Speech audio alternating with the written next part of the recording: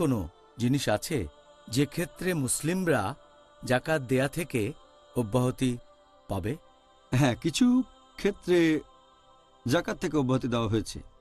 1 নম্বর, ব্যক্তিগত জিনিসপত্র যেগুলো হচ্ছে মৌলিক চাহিদার, যেমন ধরেন যে খাবার খাই, যে পোশাক পরি, বাড়িতে ফার্নিচার, ফ্রিজ বা মাইক্রো ওভেন, এগুলোতে কোনো জাকাত দিতে হবে না।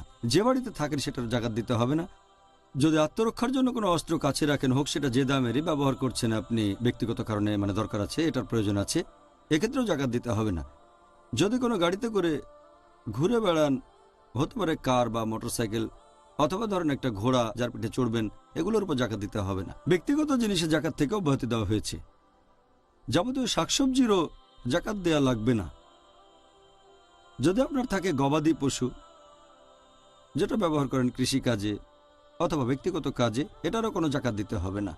আর নবী বলেছেন যে শাকসবজির কোনো জাকাত দিতে হবে না, গাছপালার কোনো জাকাত দিতে হবে না। যদি খাদ্যশস্য হয় 5 ওয়াসাকের কম, তাহলেও জাকাত দিতে আপনাকে হবে না। অথবা ব্যক্তিগত পশু থাকলে জাকাত দিতে হবে না। এই জিনিসগুলোর উপরে আপনাকে জাকাত দিতে হবে না। যদি নিসাব লেভেলের উপরে থাকে, যেটা উদ্বৃত্ত, যদি নিসাব লেভেল ক্রস করে উপরে থাকে, তাহলে আপনাকে জাকাত দিতে হবে। আল্লাহু আল্লাহু আল্লাহ।